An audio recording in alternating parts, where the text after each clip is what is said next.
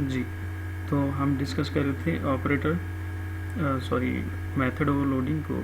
तो प्रीवियस जो एग्जांपल है उसमें हमने ये चीज़ को देखी कि हमारे पास जो है वो एक मेन क्लास थी जिसमें हमने उस क्लास D1 के साथ डिस्प्ले पैटर्न को दो डिफरेंट तरह से कॉल किया और इस मेथड ने अपने बिहेवियर को चेंज किया। फर्स्ट टाइम जब हमने इसको कॉल किया विदाउट आर्ग्यूमेंट तो उसका बिहेवियर था कि वो स्टैटिक को प्रिंट कर रहा था, और जब हमने सेकेंड टाइम इसको हैश सिंबल के साथ कॉल किया तो इस वाले केस में उसने क्या किया कि हैश सिंबल को यहाँ पे प्रिंट किया।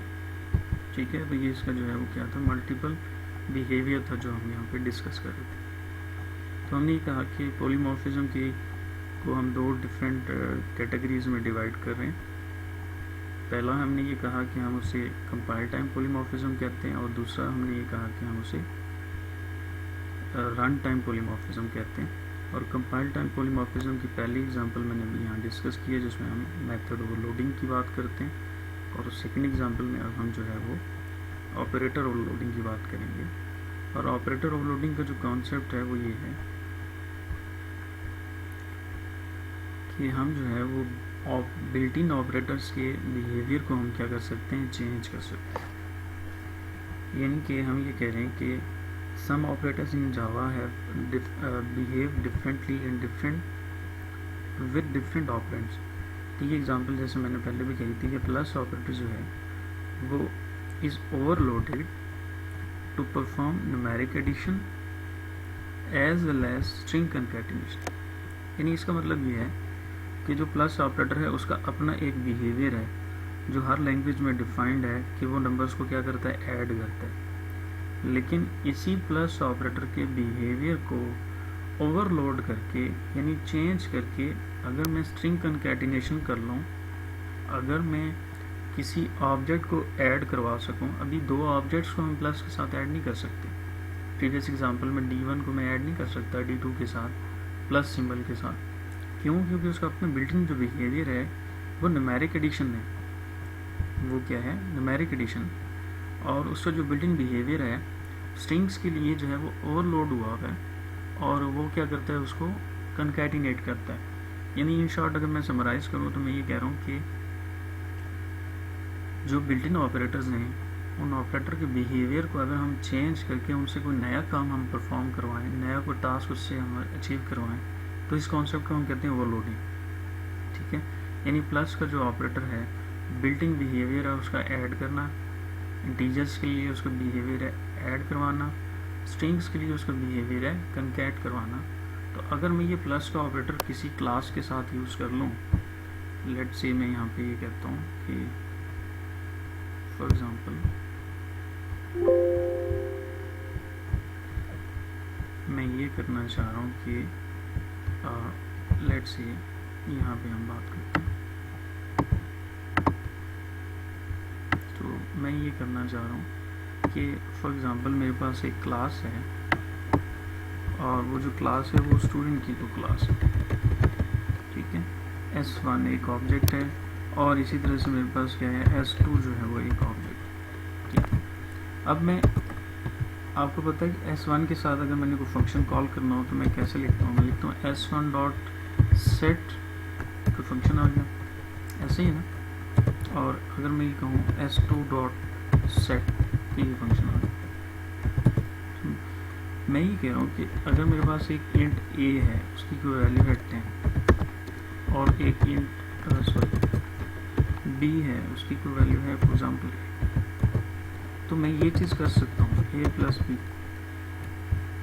ये पॉसिबल किया जा सकता है। ठीक है,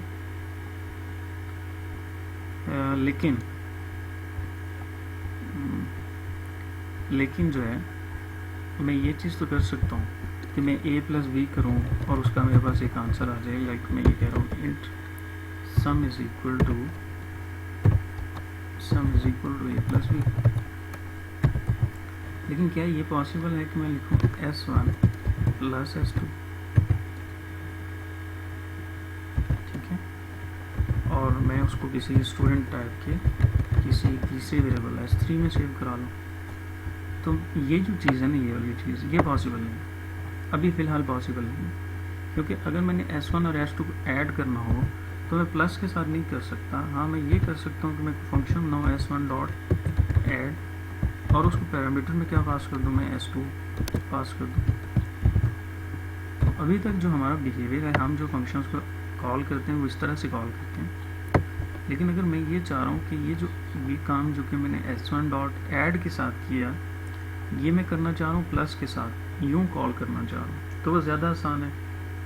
ठीक है, तो इस कॉन्सेप्ट को हम कहते हैं कि इसके लिए मुझे क्या करना पड़ेगा कि जो प्लस ऑपरेटर है उसके बिल्ट इन बिहेवियर को मुझे क्या करना पड़ेगा, ओवरलोड करना पड़ेगा। So this concept is operator overloading. कि प्लस ऑपरेटर को मुझे क्या करना पड़ेगा, ओवरलोड करना पड़ेगा अपनी स्टूडेंट क्लास के लिए, ताकि मैं उसको क्या कर सकूँ, यूज़ कर सकूँ। तो इट मीन्स कि अब मैंने क्या किया कि प्लस ऑपरेटर को जो यहाँ पे मैं यूज़ कर रहा था, इस प्लस ऑपरेटर को मैंने क्या कर दिया, ओवरलोड कर दिया और उसके बिहेवियर को चेंज कर दिया। उसका पहला जो बिहेवियर था वो था एडिशन, दूसरा उसका बिहेवियर था कनकैटिनेशन, और तीसरा बिहेवियर क्या आ गया कि ये मेरी अपनी यूज़र डिफाइंड क्लासेस के ऑब्जेक्ट्स को भी क्या कर सकता है, अब ऐड कर सकता है। लेकिन एक मसला है कि जावा में जो ऑपरेटर ओवरलोडिंग है वो पॉसिबल नहीं। तो ये वही डिस्कशन है कि प्लस के ऑपरेटर को आप जो है वो हम चेंज कर सकते हैं। तो ये नोट आपने देखना है। इस नोट में मैं ये कह रहा हूँ कि जावा सपोर्ट नहीं करता, जावा लैंग्वेज सपोर्ट नहीं करेगी ऑपरेटर ओवरलोडिंग के लिए। ठीक है, तो बस यहाँ पे आपको जस्ट ओवरव्यू देना था। C++ में ऑपरेटर ओवरलोडिंग जो है वो हम करते हैं, पॉसिबल है, लेकिन जावा में ये चीज़ पॉसिबल नहीं। तो यहाँ तक का जो कॉन्सेप्ट है वो सिर्फ ये है कि हम जो है वो कंपाइल टाइम पॉलीमॉर्फिज्म को डिस्कस कर रहे थे, और कंपाइल टाइम पॉलीमॉर्फिज्म में हमने जो पहला पॉइंट डिस्कस किया था वो था